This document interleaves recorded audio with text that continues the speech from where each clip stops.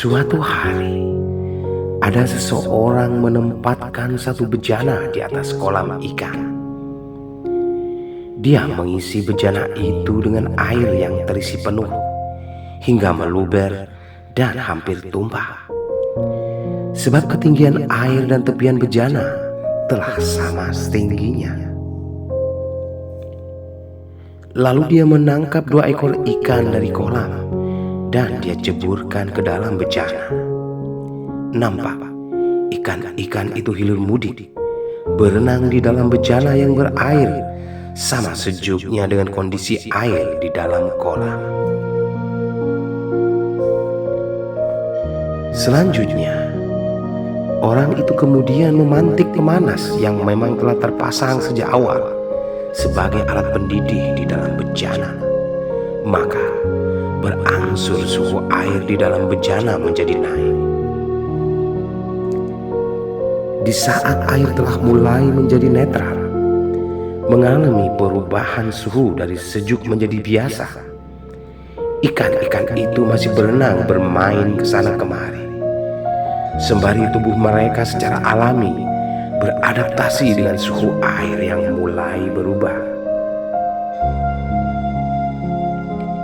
Semakin lama, suhu air semakin meningkat dan perlahan mulai menghangat.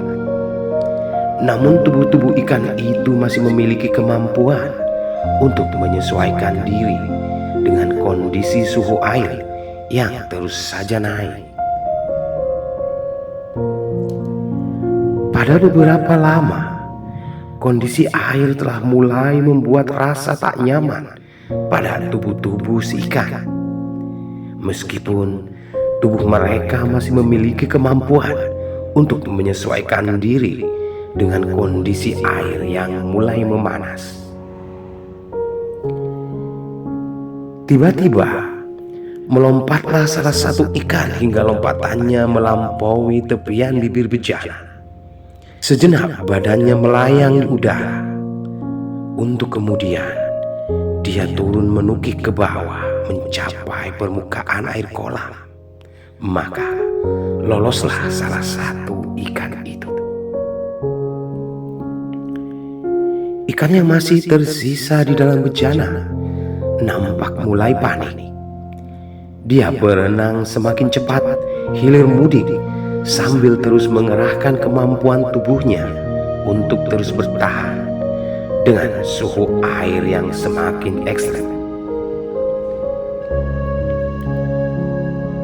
Ketika kondisi air telah tak bisa lagi ditolerir oleh badannya yang telah mulai payah, karena dari sejak awal dia terus bertahan mengerahkan segenap tenaganya untuk melakukan penyesuaian diri dengan suhu air yang terus meningkat.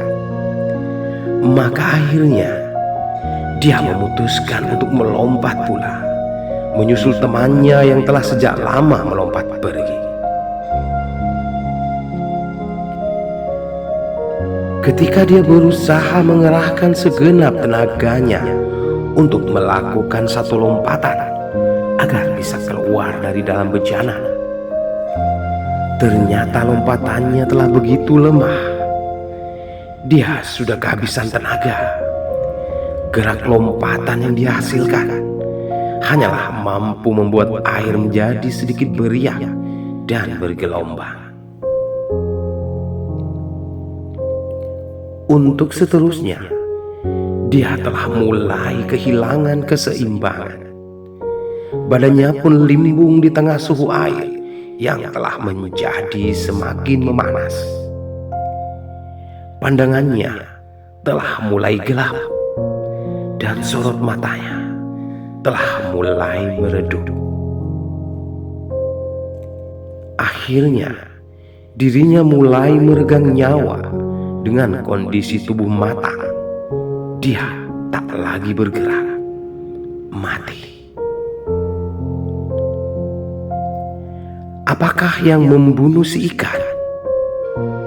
Mungkin banyak orang akan menjawab, air mendidih.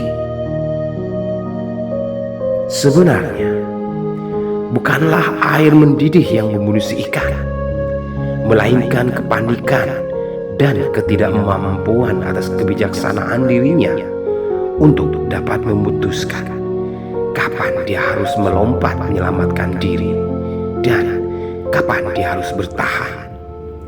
Sebab ikan pertama telah melakukannya untuk itu dan berhasil keluar dari mara bahaya dan risiko fatal yang akan mengancam dirinya.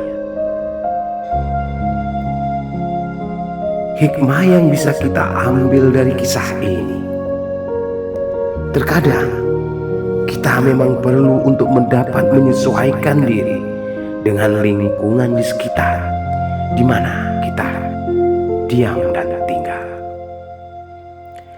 Namun lebih utama, kita harus terlebih dahulu dapat memastikan saat apa kita perlu beradaptasi dengan keadaan dan di saat mana kita harus mengambil keputusan untuk menghadapinya. Ada kalanya pada suatu saat kita harus melakukan tindakan tepat dengan segala resiko, kendati itu sulit untuk dilakukan di tengah-tengah keterpaksaan.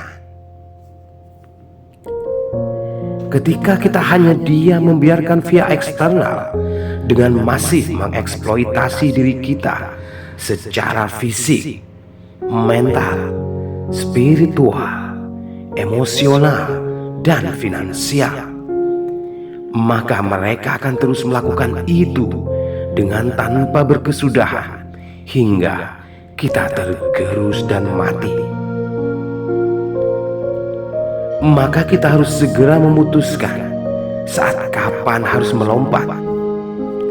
Mari kita buat satu lompatan yang akan dapat merubah keadaan selagi kita masih memiliki kekuatan. Salam.